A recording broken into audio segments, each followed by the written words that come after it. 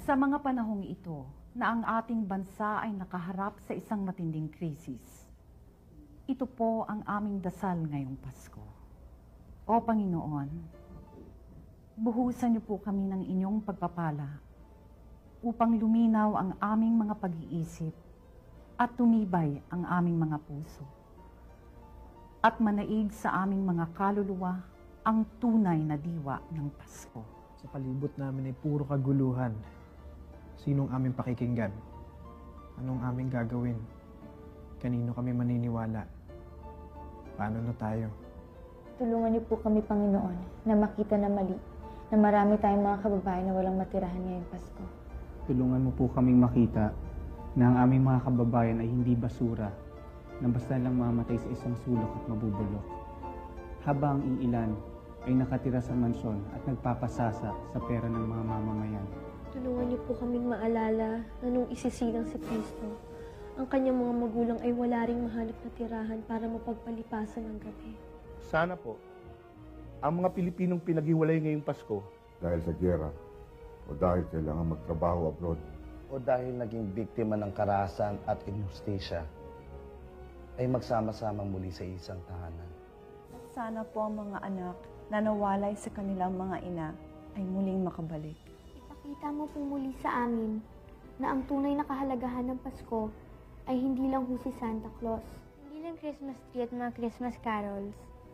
Hindi lang pagdiriwang at pagsasaya, kundi pagpapakasakit din.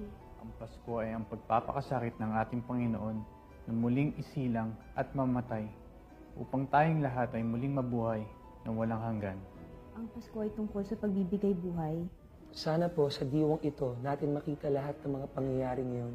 Hayaan niyo po na matutunan namin ang magpakasakit alang-alang sa kapakanan ng ibang tao at ang ating bansa.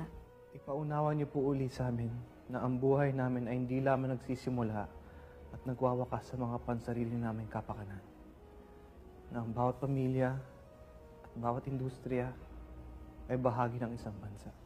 Na hindi tayo pwedeng magreklamo tungkol sa nangyayari sa ating bansa kung ang concerns lang naman natin ay hanggang sa ating pamilya at trabaho at hindi sa ating bansa. Kadalasan ay sinisisi natin ang mga nasa poder na nagpapatakbo ng gobyerno.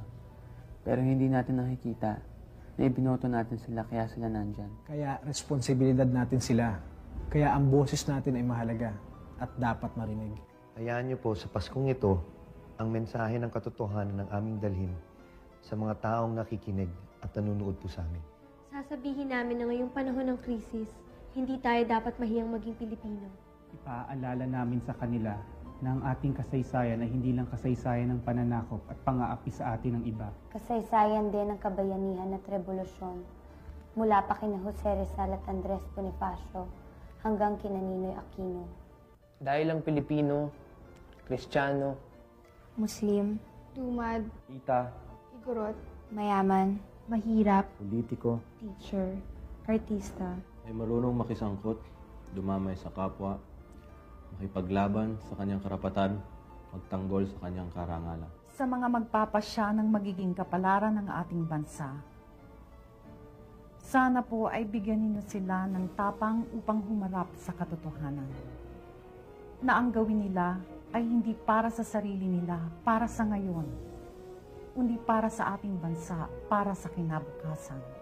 Hayaan po ninyo na ang aming dasal ngayong Pasko ay maging isang pangako rin.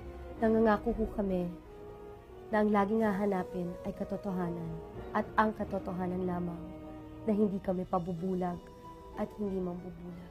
na hindi kami pasisilaw sa individual na kapakanan, kundi magkaisa para sa pamilya at para sa bayan. Na magiging mahigpit kami sa pagbabantay, sa pakikisangkot, sa pakikiramay. Na hindi kami titigil. Na makipagtulungan sa iba pa nating mga kababayan sa abot ng aming makakaya hanggang hindi nagiging totoo ang maligayang Pasko at manigong bagong taon para sa lahat ng mga Pilipino. Sana po, kasihan kami lagi. Panginoon, siya nawa.